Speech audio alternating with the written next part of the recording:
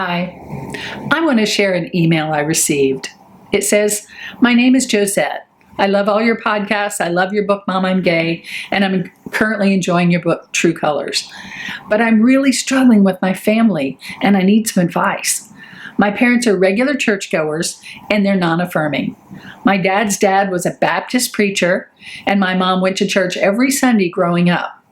I hate to talk bad about anyone, but my parents are judgmental.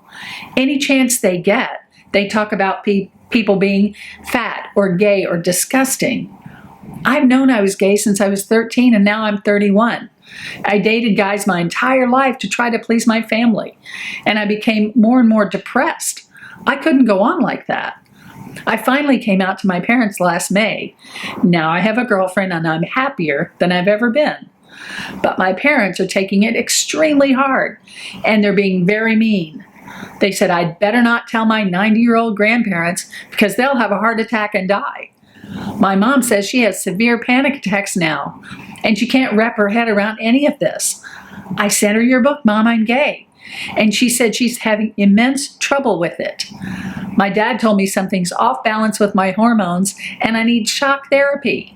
He said he won't support me having a test tube baby either. I'm now living with my girlfriend, and my parents refuse to meet her. They said they love me unconditionally and they invite me over, but they refuse to meet her. And they've known I'm gay for a year.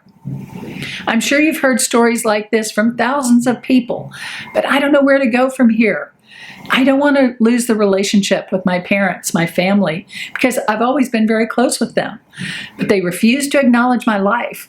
Do you have any advice for me or anything I could offer to help them? Thank you for reading this." Here's my answer. Josette, yes, I do get this question a lot because it is so common, because the non-affirming church trains people to be like your family.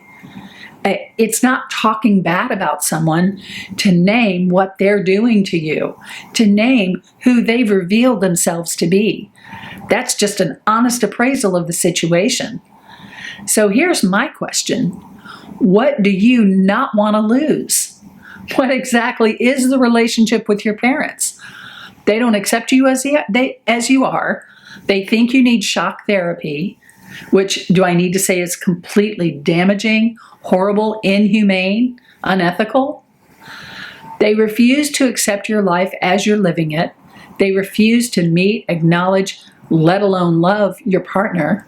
They won't even consider the years you have sacrificed dating men in your grasping attempt to try to be who they want you to be. What exactly would you be losing? I mean that as a real question. Here's what I think you don't want to lose. The ideal of the family that should be, that we have a reasonable right to expect family to be, and the family you thought you had, not the reality of what you do have. That's the hardest thing to face, but it's the thing we have to face to move forward. What you and the countless others in the same situation do not have is a healthy family, a safe family, where you're safe to be who you are, as you are. What you don't have is the family you hoped and were right to hope that would be there for you as they were meant to be. That's the reality. And it's very hard to admit that because it's a significant loss. Your family to be unsafe, unreliable, unloving, and they are unloving, they don't love you without condition. That's a very hard thing to get your head around, and I'll tell you why. When children experience abuse in the home, they'll turn themselves inside out to fix it. If they can just behave well enough, if they can just say and do the right things, then dad will stop beating them, or mom will stop yelling. Then the parents will get back together. Children automatically do this because it helps them retain some illusion of agency, of control over their lives. The alternative is to say, my family has issues that have nothing to do with me, and I can't change them or fix them. But that's the truth. But to admit that, even to yourself, is too threatening.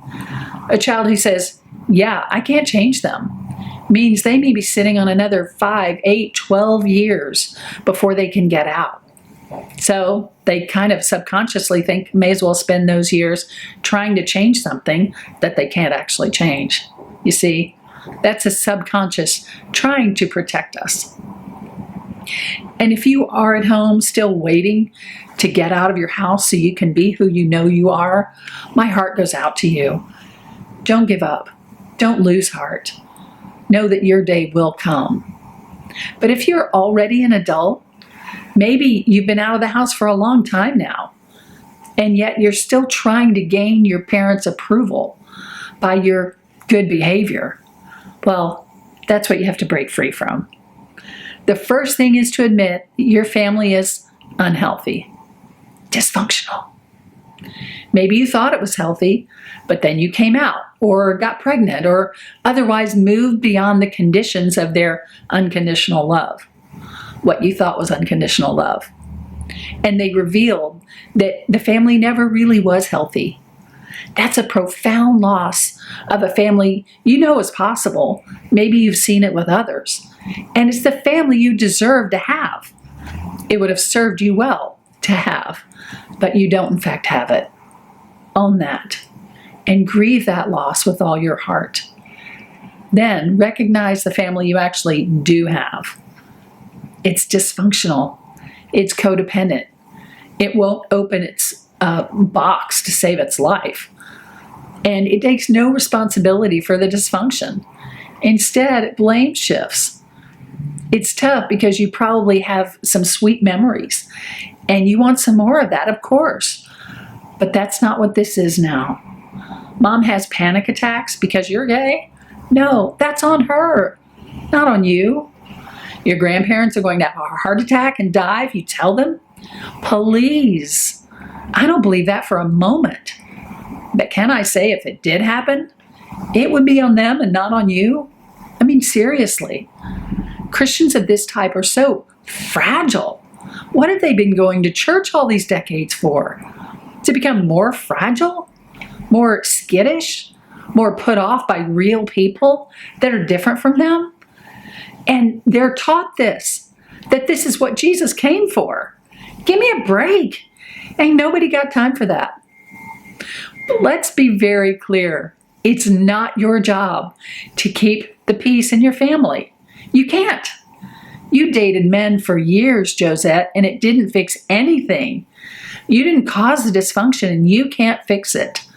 No more than you could have when you were 6. No, you revealed the dysfunction.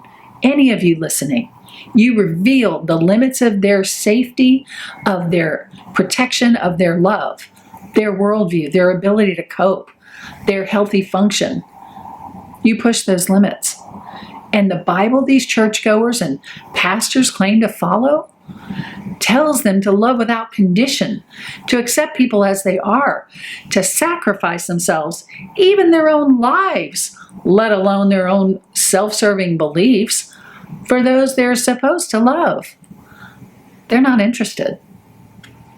That's what Jesus has names for people like this. We'll get to that in a second. They put on a good front, but their attitudes and worldview are rotten inside. And they have the nerve to turn on you, who's just trying to do the best you can in this world? No. No, you think I'm being harsh? Jesus had names for people like this.